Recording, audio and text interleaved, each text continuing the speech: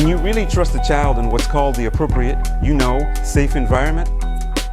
I'm just showing what the consequences are nowadays of so-called helicopter parenting. You know what I mean, right? That it's just like Jesus, no. Be careful or you'll get all sweaty. No, don't run, and so on. Various scientific analyses clearly show that overprotectiveness is a form of abuse. And now, pay attention. What does the Polish school do? It really only cares about cognitive development, which is super important. But that's just one area of development. Research, listen, is unequivocal on this matter. People who are dying never regret things like, oh, I could have had better results in Excel at my company. Oh, I could have had a better car, a bigger TV. Przemek Staroń, psychologist, lecturer, teacher, and author of the best-selling series The School of Heroines and Heroes, known as Teacher of the Year 2018, finalist of the Global Teacher Prize 2020, Future Shaping Leader 2020, and winner of the Business Polish Diamond LGBT+ Award in 2019, a member of the experts at the 2050 Strategy Institute, and now proudly a member of the Buglo Circle of Experts. There is no such thing as boring learning.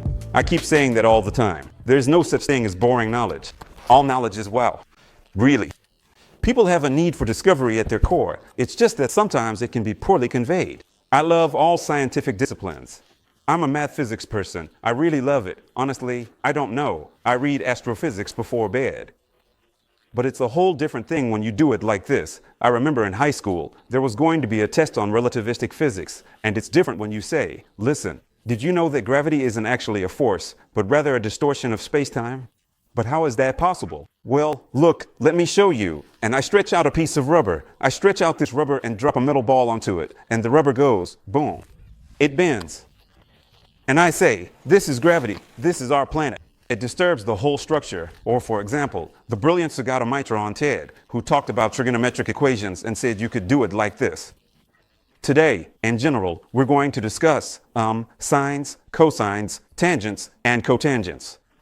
Well, you could do that. But you can also do it like, for example, the teacher who ran into the classroom and said, listen, you know what? Oh my gosh, I just read that an asteroid is heading for Earth, right? But how is that possible, sir? No, really, scientists just figured it out. But is it hit the Earth? Well, nobody knows. They're still calculating it. Oh wow. But you know what? Wait a second. Damn, back in college I learned something called the law of sines. You can actually calculate it. Well then, sir, let's do it in class. But you guys don't know sines yet. Then you can teach us. It's all a matter of that. And that's exactly why, ever since I was a kid, whenever I hear about playgrounds, I always talk about it. Real education is a playground. A playground is education. Education is a playground. Just to be clear, a playground has many functions, but here, this is its power, and this is the idea that I'm revealing to you right away. You are doing what the education system doesn't do. Respect. The third assumption, which comes from research, and you will also get this in the article. So, scientists have looked at different types of playgrounds for children in various parts of the world, especially in Europe. And they noticed something interesting. Do you know how Polish playgrounds differ from, for example, Swedish or Danish playgrounds? You know. You already know something. There's one key takeaway that comes out of the research. Playgrounds in Poland, because of the Polish approach to education, anxiety, and so on, are much safer. In Scandinavia, those playgrounds are much more challenging. And now there's a sentence from this article that I just love. I'm simplifying a bit. You can clearly see a difference in the vision of a child in Poland. For Polish, let's say, teachers, a child is seen as someone unpredictable, immature, and unaware of the dangers that threaten them. Meanwhile, in Scandinavia, a child is someone you can trust, someone who understands that certain activities can be dangerous, so you need to be careful, and as an adult, your role is to accompany them as they gain experience and learn to handle such situations. Just to be clear, I'm not judging this right now, really, please, that's not what this is about. I'm just showing that if we see, oh, here's one playground, there's another playground, we simply go deeper, dig beneath the surface. What vision of human nature is hidden there? Here we have a child. This is, a whole tradition in pedagogy. There are these debates about whether a child is smart or not, whether a child really gets it, or if a child is clueless and doesn't understand anything at all, or whether you can actually trust a child in what's called the appropriate, safe environment. Should you hold a child's hand, or rather let them take those steps on their own? And, just be nearby, right? That's the idea. These are two completely different human natures. I'll put it briefly. I'm sorry that in our country, this one is the most widespread.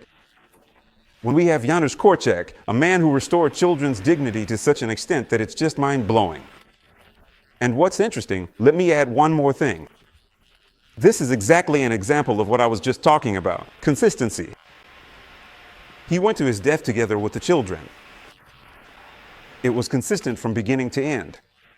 Of course, he wasn't some golden, perfect person, obviously, but that's not the point. He did it consistently. I take care of children until the very end. And now, these three things I mentioned, these three hidden assumptions, just like in those dark stories, first, that we learn by imitation. Second, that education happens through play. Third, that we can have different approaches to what a child actually is.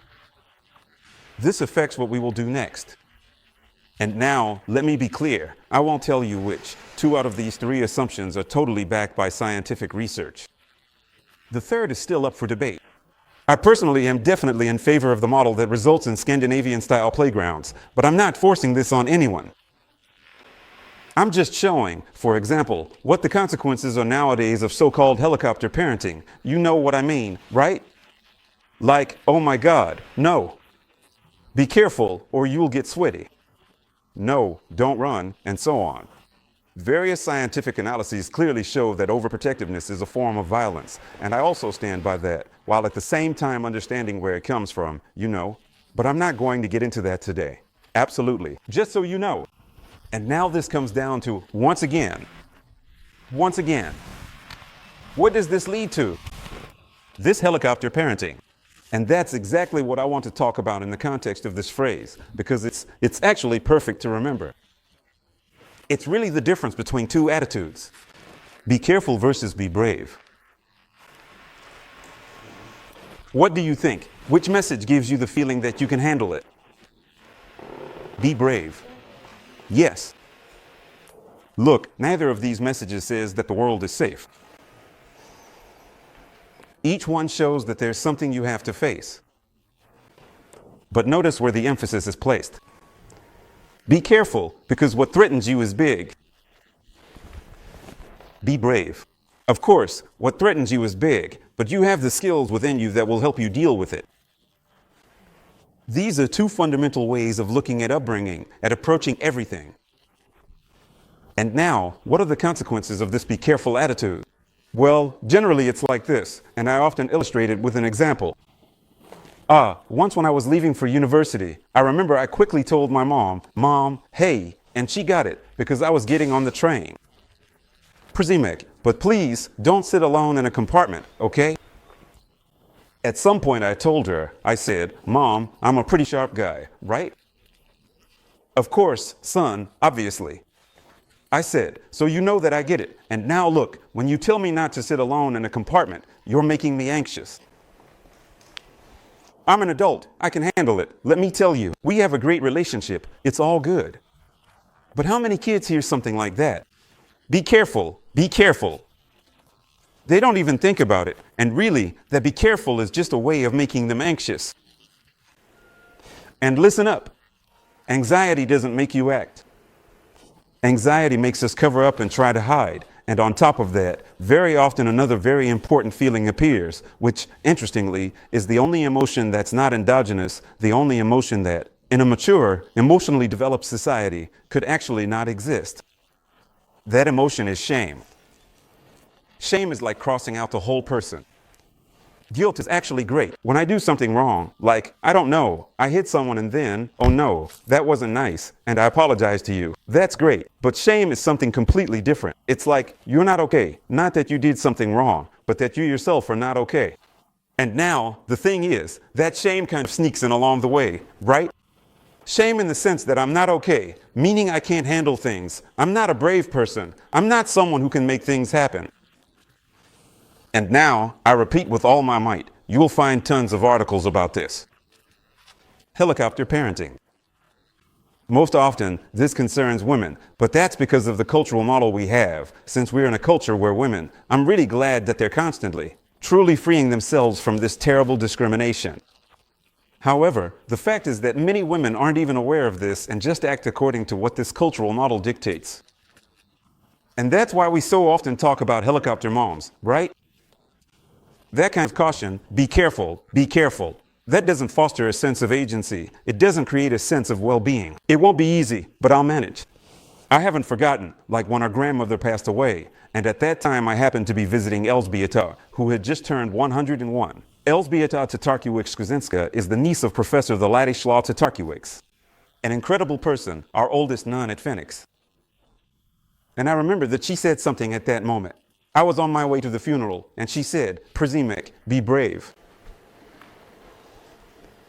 And I started saying it too. I realized it and began telling it to my students. I say, listen, I see that something difficult is ahead of you. I'm not surprised that you're afraid of it, but I don't say it'll be fine or be careful. I just say, listen, be brave. And that immediately makes you go, hey, hey, hey, there's something inside me. Listen, and now I don't go deeper into it. I just want to, show it, reveal it. However, there's still something else to uncover. Namely, and this is where this book comes in, which is honestly a milestone. And when someone says, oh Jesus, playgrounds, what is that? Then I say, please go argue with Johann Huizinga. He's the guy, an outstanding anthropologist who at some point concluded that humans are, by nature, playful beings. Homo ludens, a being that plays. And in this book, he shows that play is simply a part of our nature. Well, you really have to watch it. Seriously, please. Really? For real? I often see myself saying, please, let this shut you up. But that's just the beginning. Second, there's another person. Unfortunately, I don't have any of his books. Jorge Kalua, I think that's how you say it.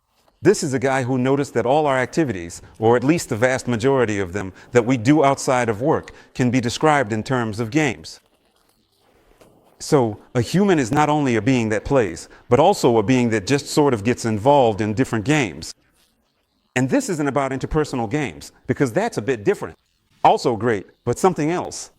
Here, it's about games in general as forms of activity, and he divided this into 4 forms: Agon, Aliyah, Mimicry, and I-links. Agon is all kinds of competition. We like that, right? You know, just matches. Why is soccer so popular, for example? Because that's when our Agon gets activated. It's part of our human nature.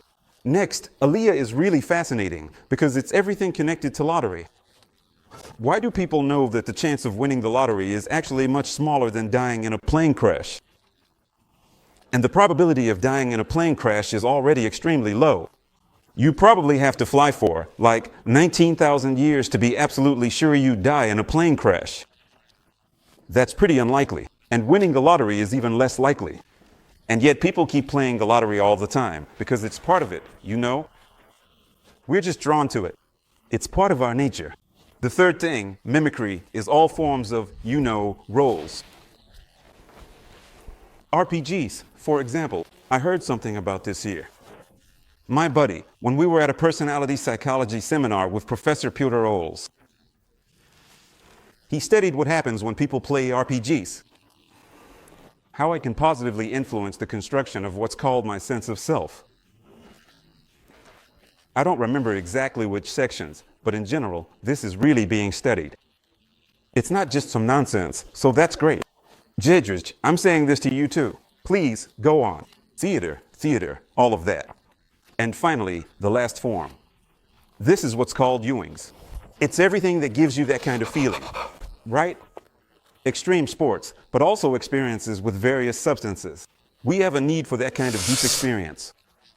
And now, what's important is that both Huizinga and Kalua clearly say that play is a part of our lives because it's a part of our nature. And now I want to emphasize this with all my might. Many toy companies have finally caught on to this. And the perfect example of this is, of course, Lego. Ladies and gentlemen, just take a look at Lego's current offerings. Valentine's Day. I keep seeing flowers everywhere. There are even entire special sections made for this now. I've seen these little carts in different stores. Flowers. It really looks like a little flower cart. It used to be that a parent would go with their child and the child would pick out a set. Now, it's very common to show a dad and his son, but of course, that's obviously a stereotype. They go, and you know, the dad picks this, the son picks that. This is very much connected to the fact that they figured out exactly what's coming out here. So, in short, it's about broadening the perspective and realizing, hey, adults want to play too, because that's just part of our nature. Simply put, adults need playgrounds too. And now, if we look at all of this from a deeper psychological perspective, I'm not going to, go on and on about it here, but I do want to talk to you about it. However, I want to emphasize that everything I'm saying is backed up by developmental psychology. I always describe it like this. I show what the essence of development is, that development isn't linear, and so on. But what matters most to us is what happens during this developmental period, specifically in the context of play during this time. It's simply, that's exactly why it's called the developmental period.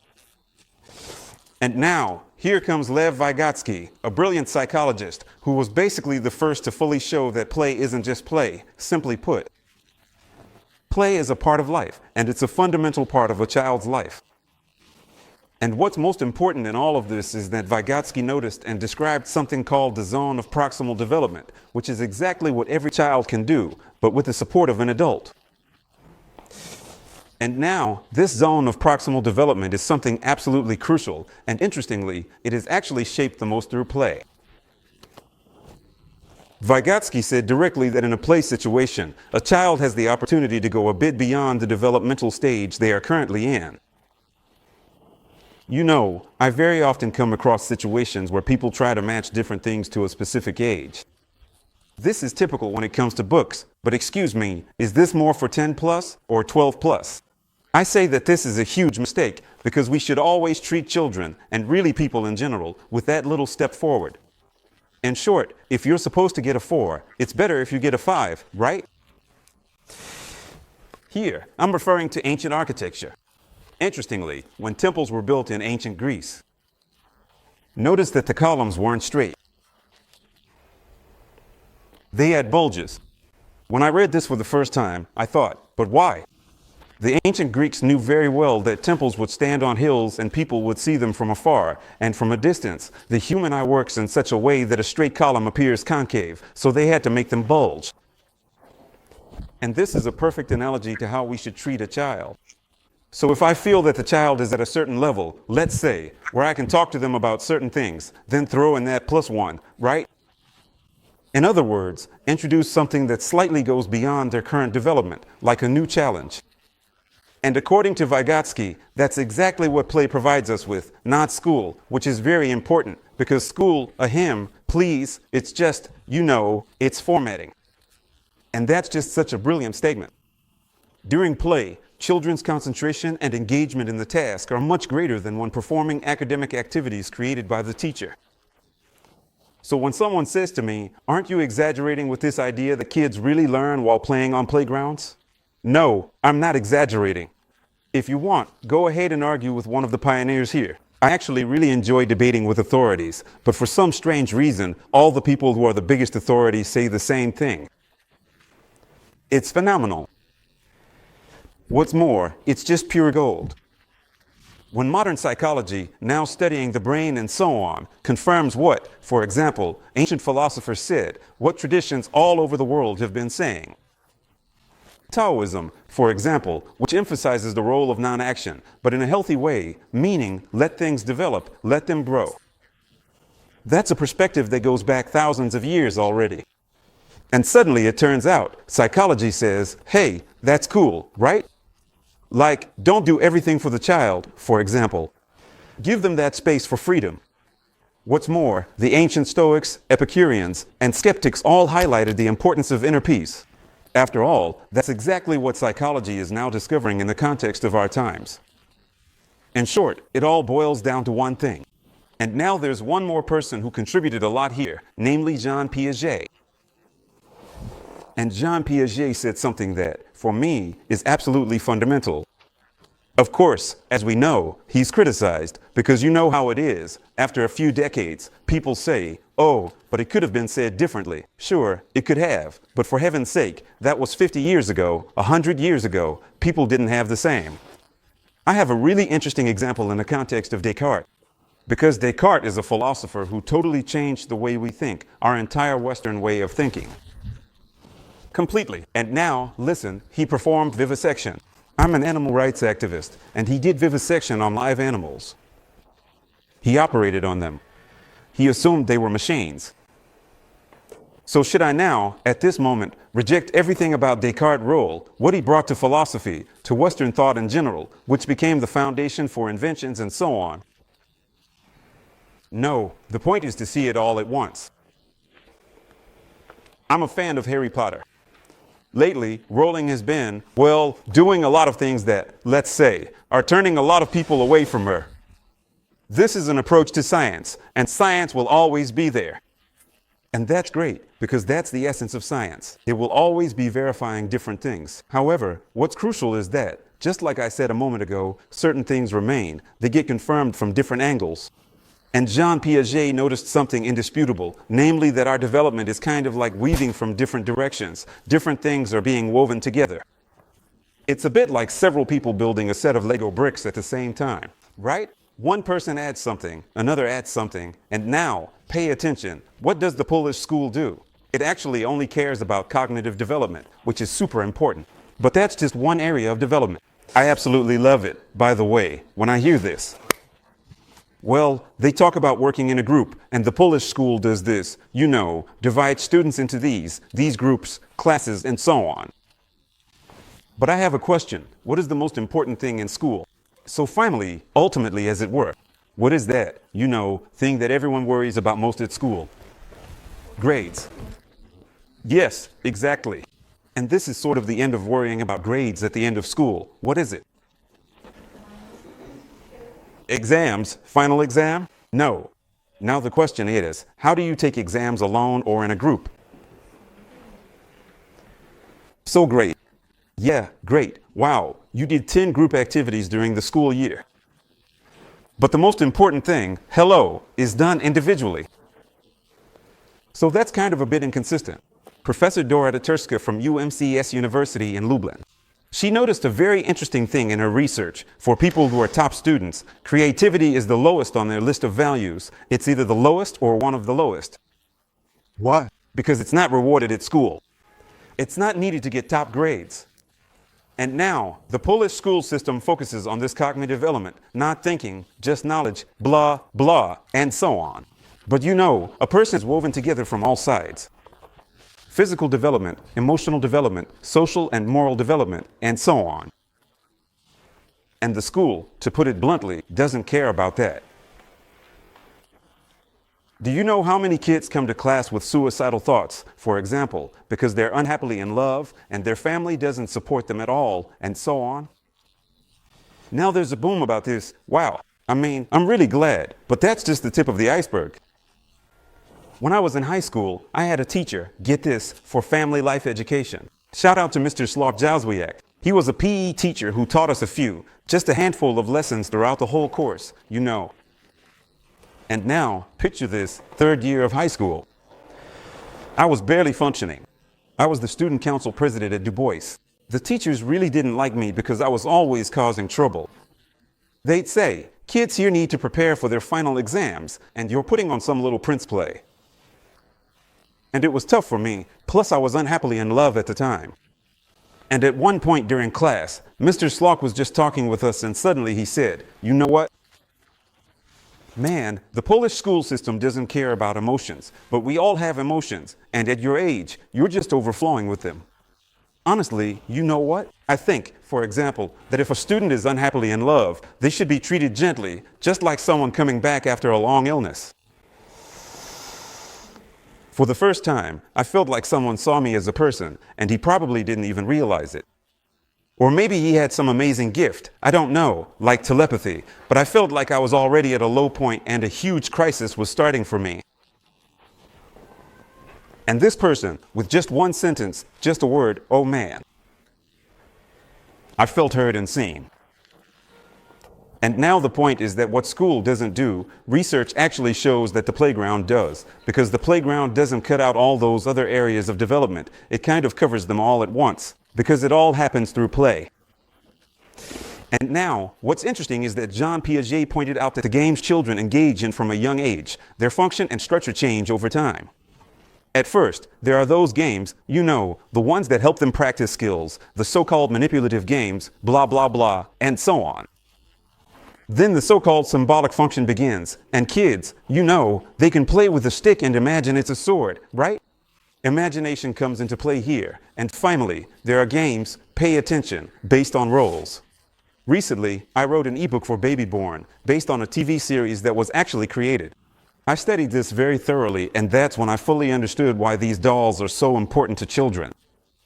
Because they reenact roles, the roles they see, the roles of parents, and so on. And that's how they generally learn about social life.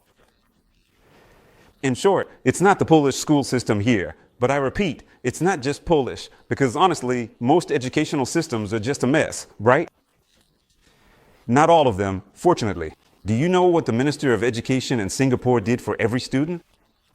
I mean, he organized it so that every student in Singapore got a Lego set, but a special Lego set with some Singaporean landmark.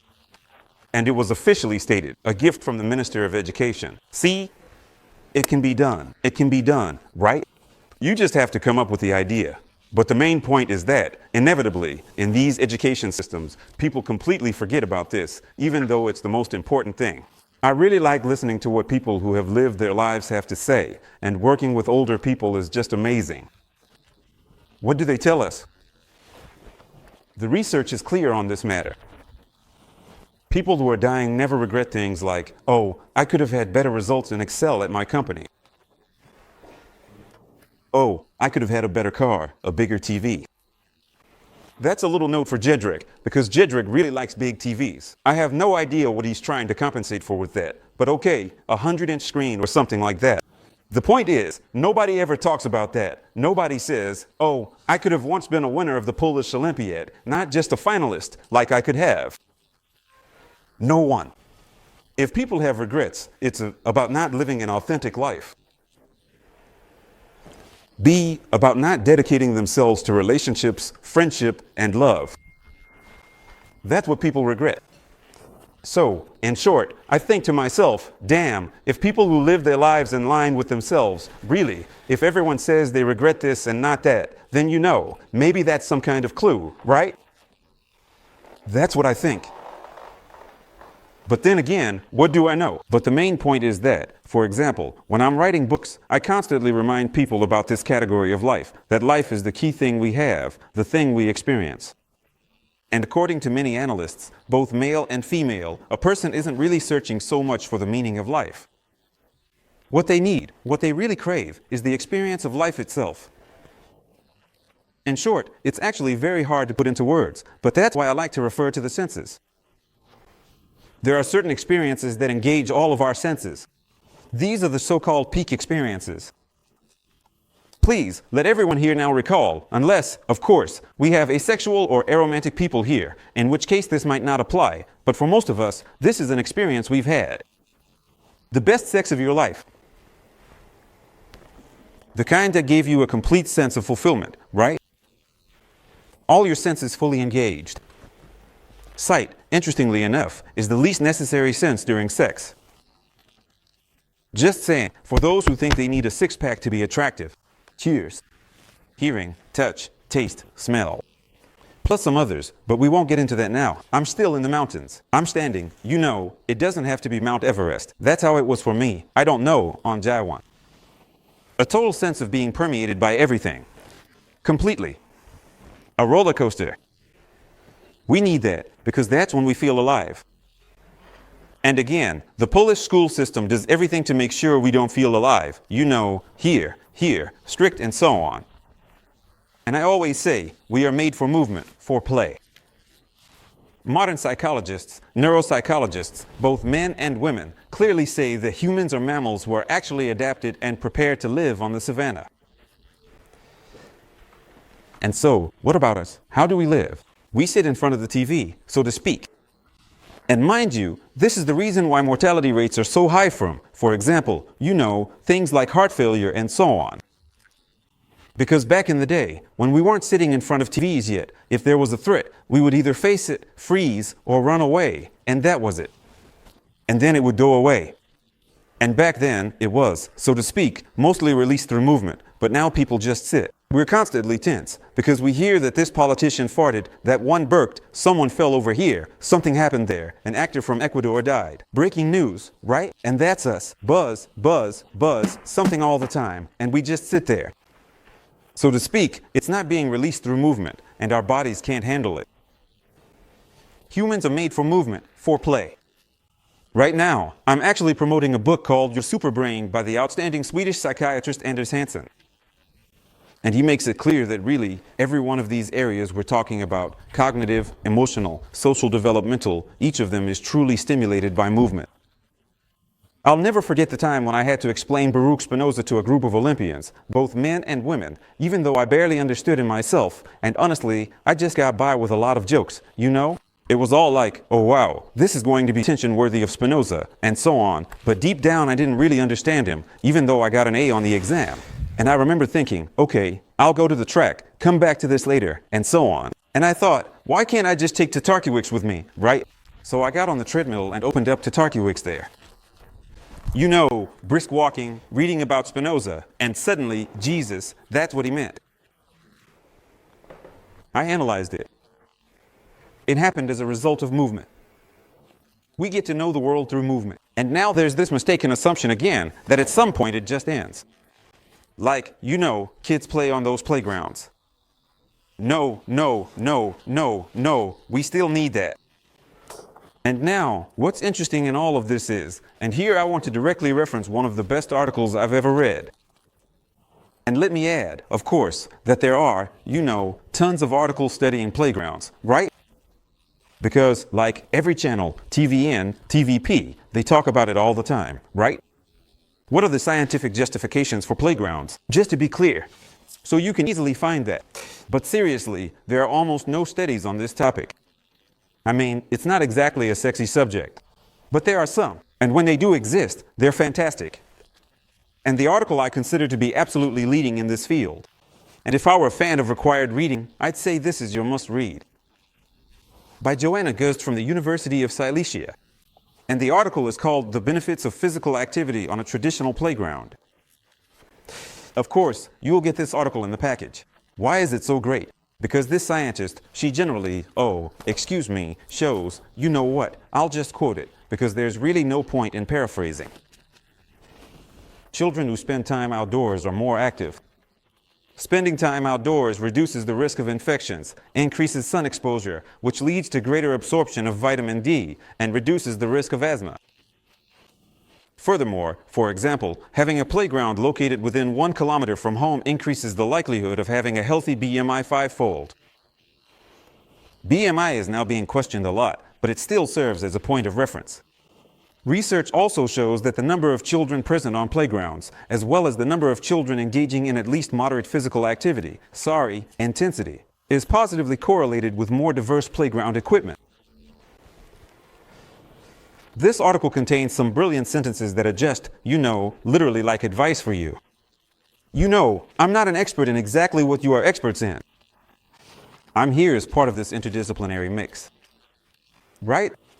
I mean, I'm not like my brother, who, honestly, I just say, Philip, wow, you're continuing the family tradition. Our grandparents built a petrochemia plant in Plock. Our parents, are in construction. Dad has a construction company, and I build with Lego. Sometimes I manage to build up people's spirits too. At least there's that. My brother, he's got that engineering mindset and all that. The point is, and I keep saying this, the best things happen as a result of the synergy of our abilities. And now, listen up, I always say this.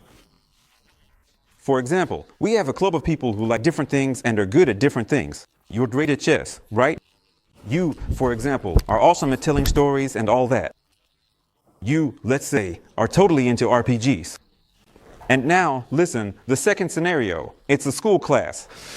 They all pass the math exam beautifully. Perfect, just great. And now, imagine they end up on a deserted island. And here's the question. Of course, it could go either way, but honestly, who would handle it better? The kids from school. Just to be clear. But I want to make this clear. This is actually an interesting point because creativity develops under constraints, and those kids might really discover things they didn't know before.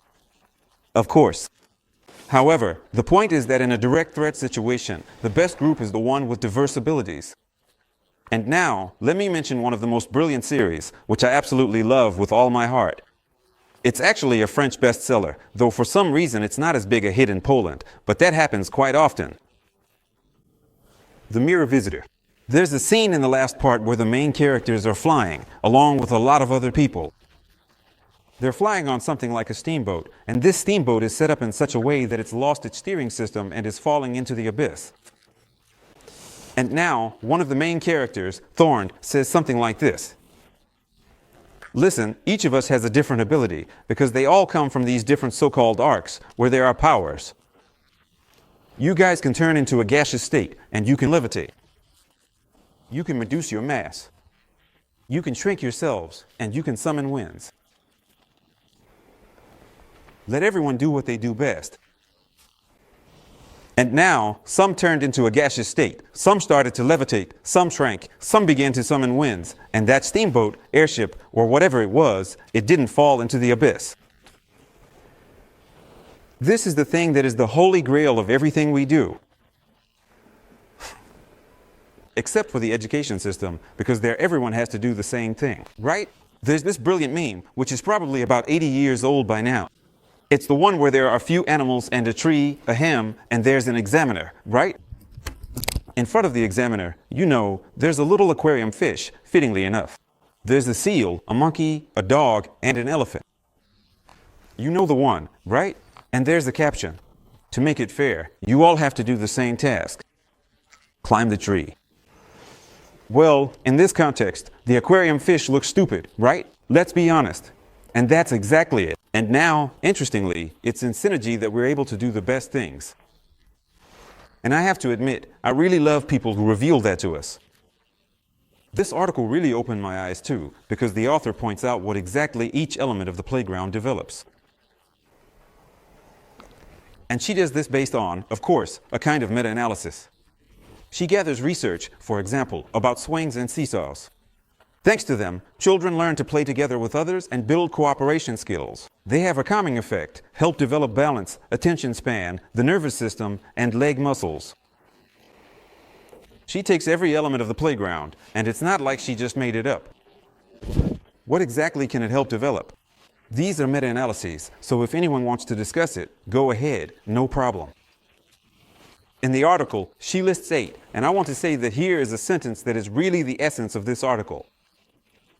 Research from 2016 shows that children who came to the playground and participated once a week for 10 weeks in a partially structured physical activity improved their motor skills compared to children who did not come to the playground. And there are actually a lot of studies like this, and then she does another thing that's incredibly important. Namely, she points out exactly when playing on the playground has the most synergistic effect on all areas of development. And that's summed up in this sentence. A combination of structured activity and, free play with adult support is more effective for development than free play alone. Structured activity, free play, and adult support, that's what happens throughout all the years I've been working at the school. There are rules, there are things to discuss, topics for the Olympiad, but whatever isn't forbidden is allowed, and you always have my support. I'm here. I'm not doing things for you. I'm just here. And as you'll soon see, when we take a closer look at various playground phenomena around the world, it turns out that the best and most famous ones actually incorporate all of these elements. I'll just add that in this article, there's also a brilliant section showing which needs from which developmental area are being developed. The author explicitly states, for example, that when it comes to emotional needs, playing on the playground enables this, and that, right? So, to put it briefly, I think this is very valuable nowadays, and I won't even elaborate on it because I'm also keeping an eye on the time. But we'll still make it before the break and then the workshop. I'll just move this over here, and you still won't get to see Grandma Boguja. But generally, exactly. When you look at this book, which, of course, you'll get the whole thing through Andre here. This is not just a book about playgrounds, which I mentioned earlier, and this book actually does it in a very simple and panoramic way, gathering places from around the world, and now I'm blocking it completely. It also collects a timeline, but it also sort of groups these different playgrounds into key elements and lets us understand what also comes out of the research. I'm really moved, because honestly, both by following where playgrounds actually came from. In these narrative studies, the children themselves reported that the best playgrounds were the ones where they had contact with nature. Right? And now again, I'm the last person to tell people how they should live, you know? Really, totally, It's just, snap, right? For example, whenever you're doing anything, it's worth keeping this in the back of your mind, isn't it? These different elements. These different elements strictly related to psychological knowledge and, how it's actually proven what works. And for example, when I saw, like in this book, it's really nicely shown, like where playgrounds actually came from. And there are two examples, the Jordan Garden and the Sandbox. And both the Jordan Garden and the Sandbox have this foundation in nature. It's just sand. For some reason, I don't know if this has been studied enough yet. We love sand, right? Something about it does something to us. I don't know. The beach, the sandbox, and so on. The Jordan Garden, which is simply, a space that's set in nature. And when we look at playgrounds, like the ones you hear about, the ones that are considered really valuable, you can really see that the ones kids rave about the most unnatural playgrounds, which come in all sorts of different versions. Here's, for example, what's called the NER. I was bragging here that I know German, but now I'm kind of doubting myself because it's in nature for Unsrum. It's a kind of natural playground, but like in the form of, for example, a wild area in the city, I was always super hyped about Central Park in New York, Here you've got skyscrapers, and here there's a park, and it turns out that's actually super catchy. I often wondered myself, I didn't do any research, why that is. And I came to the conclusion that we actually love spaces that break the mold and where we can hide, because it gives us a sense of security. If you look at a lot of stories for kids or teens, for example, the really famous ones like Hogwarts, but also, say, Brandon Mole's Fablehaven. They do something like that. For example, in Fablehaven, it's the normal world, but basically, there are these magical preserves all over the world. In short, there's something in us that likes this. Or for example, in Harry Potter, there's also the so-called room of requirement. There's a school and all that, but there's the room of requirement where you can do anything you want. And I think to myself, but I also want to say, this doesn't come from research. This is just my reflection, that maybe it's simply the case that this nature, the desire children have for contact with nature, with animals, of course, while ensuring their well-being, is even stronger when there's something like, oh wow, we're going, and we discover that there's some kind of wilderness here. For example, recently in Gdansk, my friend did something, Przemek, you like this kind of thing, and basically, what did she do? We were walking through the old town, and she was leading me down a little street, and she said, now look into that gate. I would never have found it on my own. Listen, I walk in, and there's a mural there, but you just can't find it by accident, because, like I said, it's this little maze, a mural that's just absolutely beautiful. I started talking about it with my students, and they, for example, say they love that kind of thing, the search, the adventure. Why are escape rooms so, catchy? Why have scouts been showing us all these outdoor games for years? I can't remember what it's called, but there's this thing, scavenger hunts. Once again, geocaching. Exactly.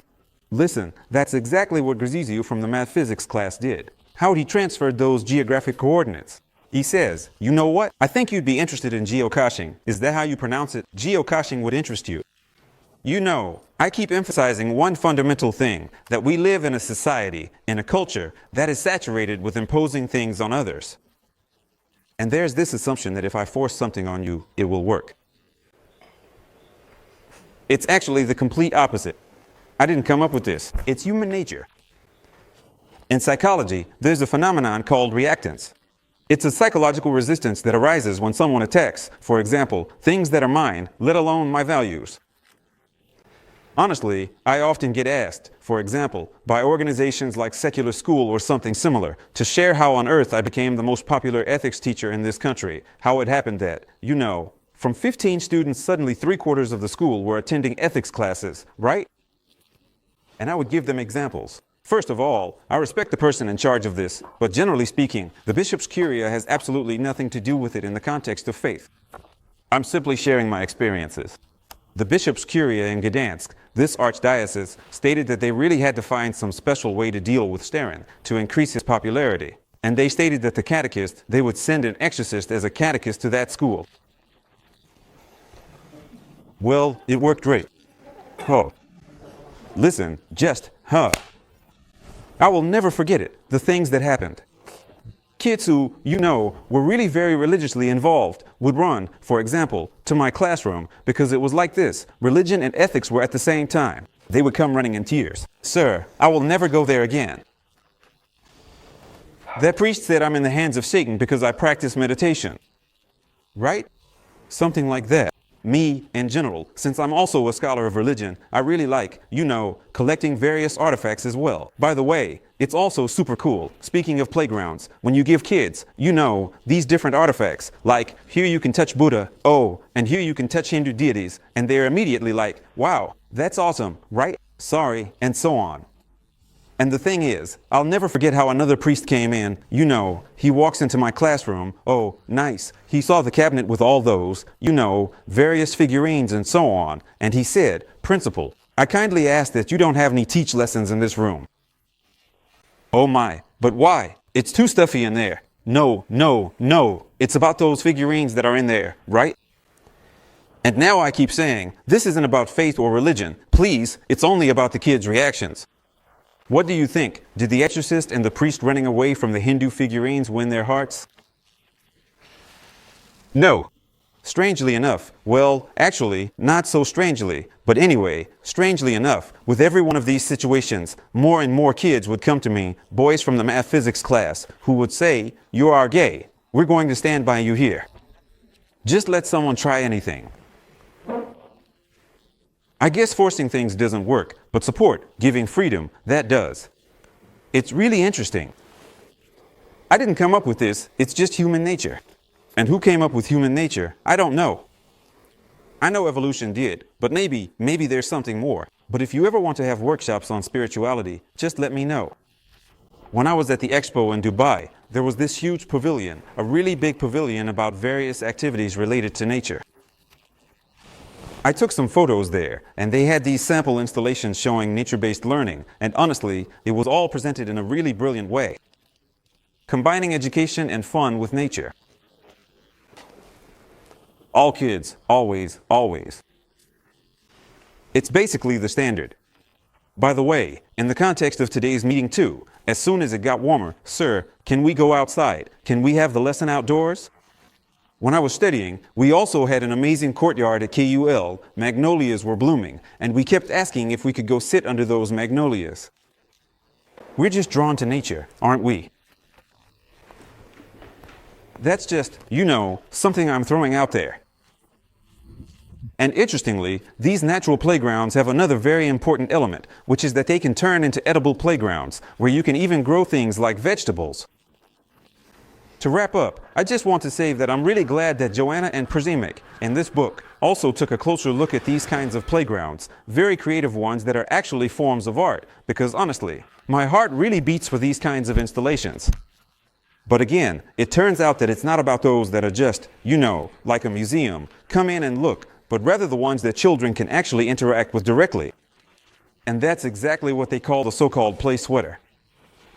Some different. No, I don't know how to put it again, but basically, the point is that it's something you can actually engage with. You can be in it. You can change it. And that's really important, especially in the context of what, for example, Anya Komorowska says about non-playgrounds. It's not a statement against playgrounds. It's an attempt to show what's most important, that, in fact, the more freedom I give a child, the more amazing things can happen there. And I often explain that. For example, I'm a fan of various methods, but the truth is, you can run a great class just with a piece of paper. I often see this with different motivational speakers. They take a 100 zloty bill, stomp on it, and ask, is it still worth something now that it's been stomped on? Would you take that 100 zloty bill after it's been stomped on? Well, of course you would. But you know, when you feel like you're not good enough, you start thinking you're worthless, but you'd still take that stomped on 100 zloty bill, right? There are all sorts of ways, you know, but the point here is that it's just one object, a 100 zloty bill, which is pretty valuable, by the way. But the main idea is that you can do anything with anything. You can do it in a really minimalist way. And that's exactly the idea behind non-playground spaces. It's connected to this. Like, maybe we should just give kids freedom, just provide some basics and nothing more. And now, listen, I love this kind of thing, this psychological mechanism called the Zeigarnik effect. It's the effect of an unfinished task. We have something inside us, this need to finish things. By the way, this is actually a very interesting way to get information out of others. Just sharing. For example, let's say I can't ask someone about something sensitive. No, I can't. They won't tell me. For example, you often see this during testimonies. So what do I say then? I tell my own version of the story that happened. Automatically, that person starts correcting the story. No, Tomek wasn't at that pub then. Investigators use this trick. People have this thing where they naturally react to correct, finish, and so on.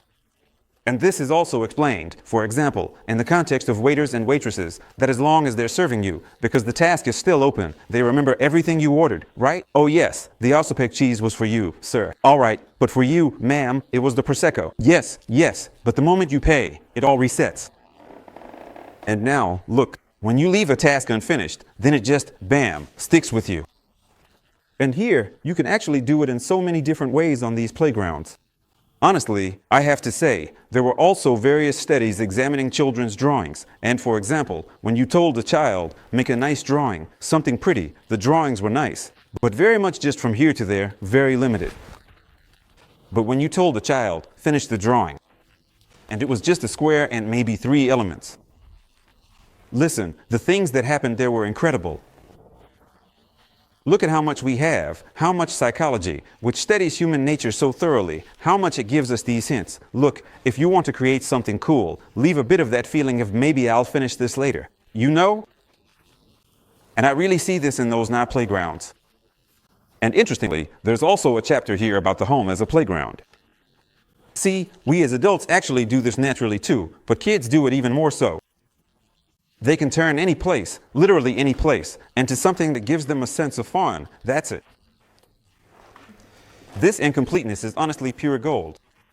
And interestingly, this also aligns with what, for example, Roman Ingarden, our Polish philosopher, says that in general, our interaction with various works of art and so on is based on the fact that we concretize them in our minds. I know there are people here who study playgrounds scientifically, and I'm really glad about that, because these things are just begging to be compared. For example, playgrounds that are more like works of art versus those that are more unfinished. And I bet that with the latter, the result will be wow. And the last element is all those places that are used all over the world. Some people call them pocket playgrounds. It's about these little pockets in reality.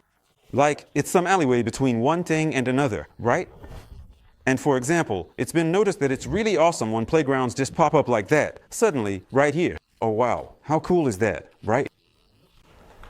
So, in short, you can see this trend around the world, which is backed by knowledge about human nature, that, how should I put it, you don't actually have to make something that's officially a playground, right?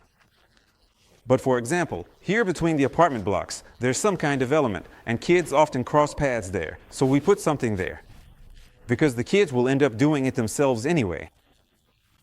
And this is exactly the thing I really want to emphasize. When we stop operating in terms of imposing things and instead start observing how people naturally function, we can solve a lot of issues. For example, I remember I was once very involved in an initiative, a kind of street working project in Sopot. I was like the on-call psychologist, you know, right by the pier in Sopot on Fridays and Saturdays.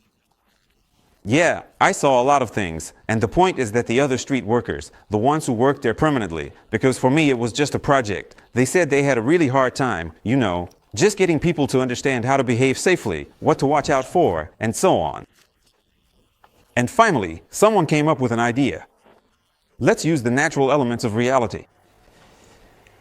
A natural element of reality is the SKM trains, which run and bring people to Sopot for parties.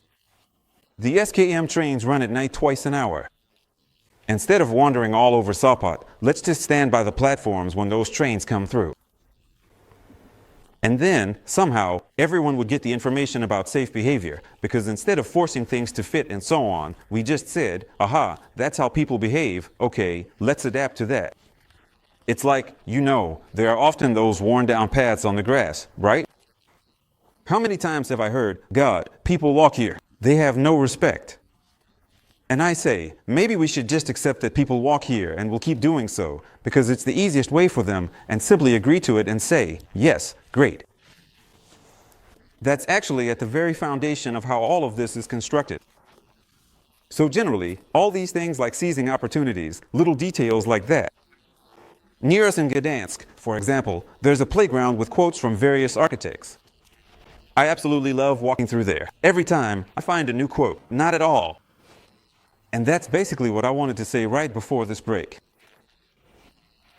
And I also think that, when you later take your time to absorb all this content at your own pace, these presentations, articles, books, depending on your needs, you'll notice the things I'm talking about even more.